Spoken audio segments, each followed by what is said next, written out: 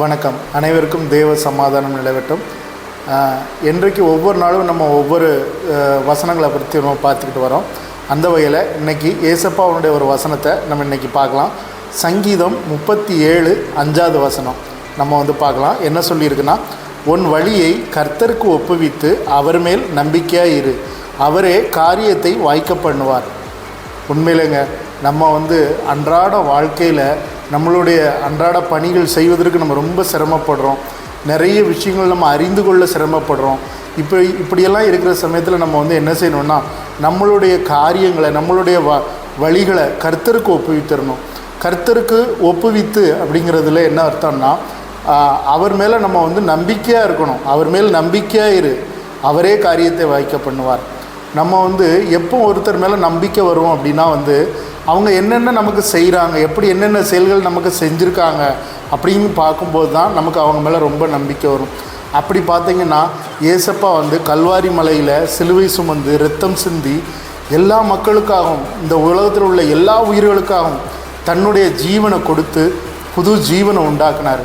So அதனால் அப்போது ஏசப்பா நமக்காக எவ்வளோ பாடுகள் பட்டிருக்காங்க, எவ்வளோ பாடுகள், நிந்தைகள், நம்மளுடைய அக்கிரமங்கள், நம்மளுடைய அநியாயங்கள், நம்மளுடைய நிந்தைகள் எல்லாவற்றையும் அவர் ஏற்று தன்னுடைய தோள் மேலே ஏற்று அவர் நமக்கு பிசாசின் பிடியிலிருந்து நமக்கு விடுதலை பெற்று தந்தார்.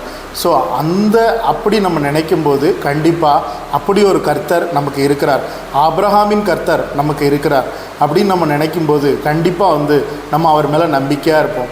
நம்பிக்கையாக வச்சுட்டோம் அப்படின்னா நம்பிக்கைன்னா விசுவாசிக்கணும். ஆண்டவரே நீர்தான் எல்லாம், உன் வழியை கர்த்தருக்கு ஒப்புவித்து அப்படின்னா ஒப்புவித்தல் அப்படின்னா என்னென்னா, கர்த்தருக்கு வழியை வழிங்கிறது நமக்கு டெய்லி அன்றாட நம்ம இதை செய்யணும், அதை பண்ணணும், இதை குறிக்கணும், இதை செய்யணும்.